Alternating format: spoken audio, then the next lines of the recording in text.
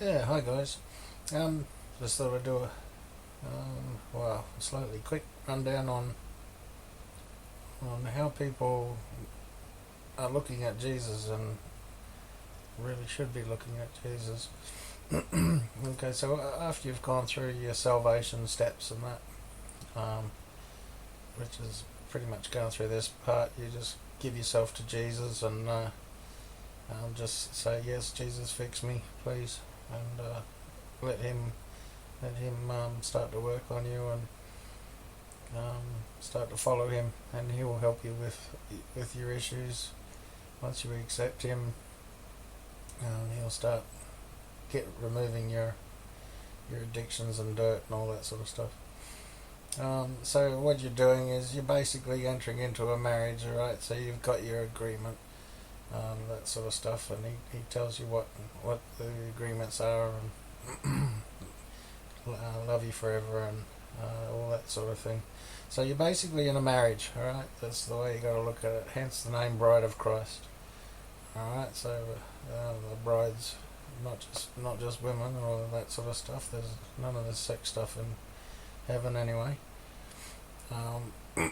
So yeah, that's the way you got to look at when you're joining with Christ, sort of thing. You've got the same sort of contract sort of thing. You're entering into a marriage where he keeps his promises and all that sort of stuff, and you work on keeping yours, and he'll forgive you as you go, as you're trying. Alright, so you just got to keep trying.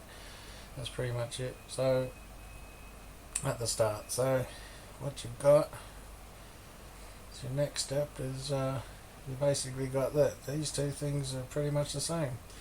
So you buy roses for your lady because she loves that sort of stuff. Women will let you know.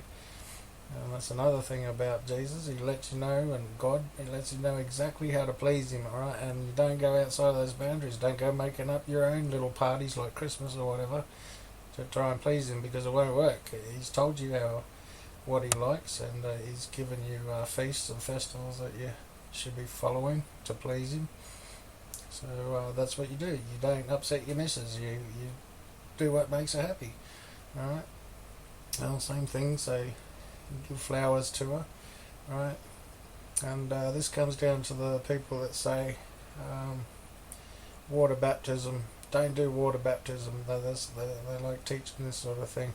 So it comes down to that. So you can say to your missus, turn to your woman there now and just say to her, listen love, I've got the contract from the marriage, alright? I don't have to give you roses anymore, so I'm not going to give you any because it's not in the contract.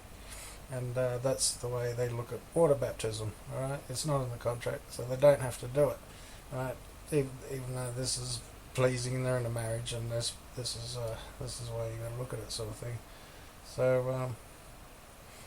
So yeah, and the other favourite thing they like to do is they like to point at the cross. Oh, the thief on the cross, you know. Don't you want to be just like that thief? You know, you can be like that thief too. No. and you're not nailed to a cross. That's the whole point. You've got a choice. You can actually go and get those roses and give them to Jesus. You're not bolted up here. Alright? You've still got choice. He didn't have nothing. He got no choice. Alright?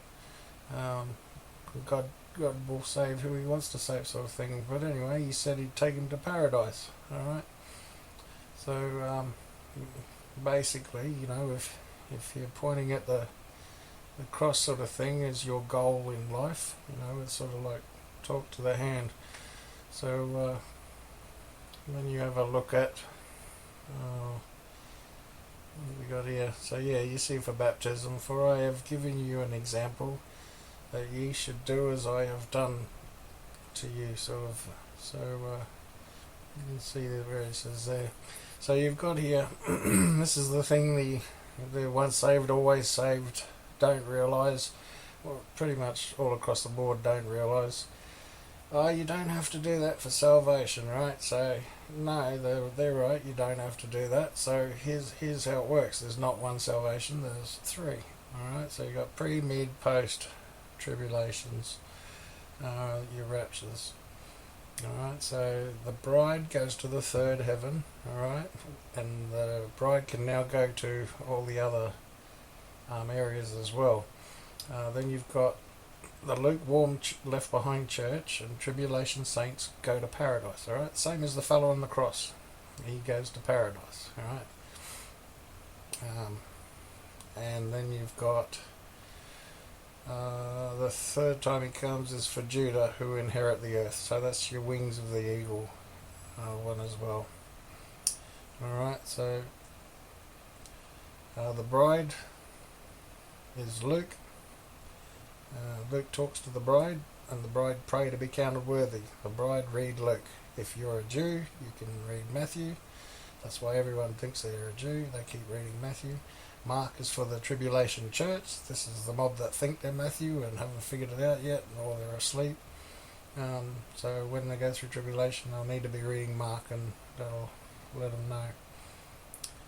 You'll see the difference in scripture here. You got Luke, he wore a white robe. In Mark, it was a purple robe. In Matthew, it was a scarlet robe. Alright.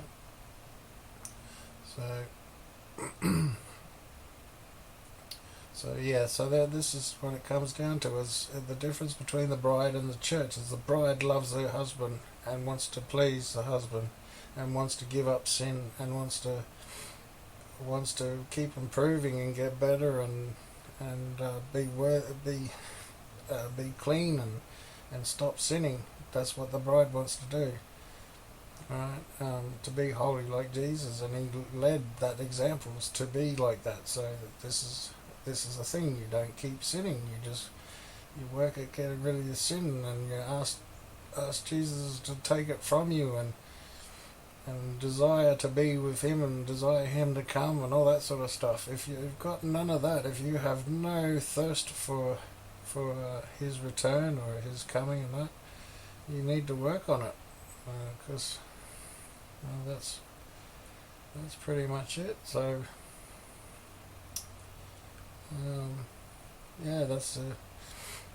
that's all your salvation and all that sort of stuff into one. So I encourage you to get baptized, and I encourage you to go the extra steps. They'll say it works. Well, tell your wife that, alright? Your wife says, could you put, I did the washing up last night, hint, hint. It drops you a hint, and you just look the other way, and you go, it's not in the contract. I don't have to do no washing up. Alright? This is the way you're treating God. Alright? And Jesus is God, make no mistake on that. Alright, so this is the way you've got to start looking at your relationship with him, because that's what he's asking for. He wants a relationship. He wants you to pray. Pray not like everyone else prays. Do your pray, right? Don't be like the hypocrites. Even if your prayer is not a long prayer, just pray as good as you can, and make sure you're thankful, because the more things that you're thankful for, the more he listens.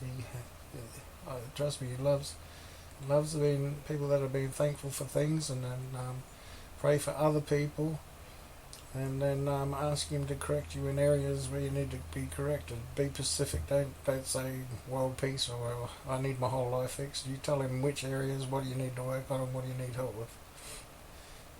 But yeah, and get rid of all your corrupt music, and just put uplifting music that gets you closer to him, and that sort of thing. Everything in your life you need to use it to get closer to him. If it's taking your mind away from him, it's not good. Just get rid of it.